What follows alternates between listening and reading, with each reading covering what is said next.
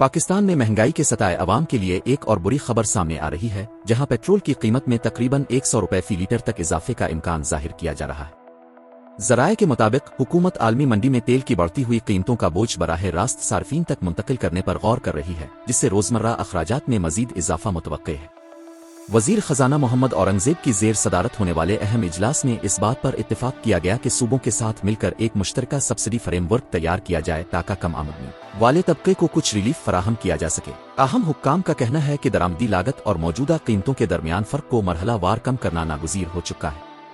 حکام کے مطابق نئی قیمتوں کا حتمی فیصلہ اگرا کی سفارشات کی روشنی میں کیا جائے گا، جس کا اعلان آئندہ چند روز میں متوقع ہے۔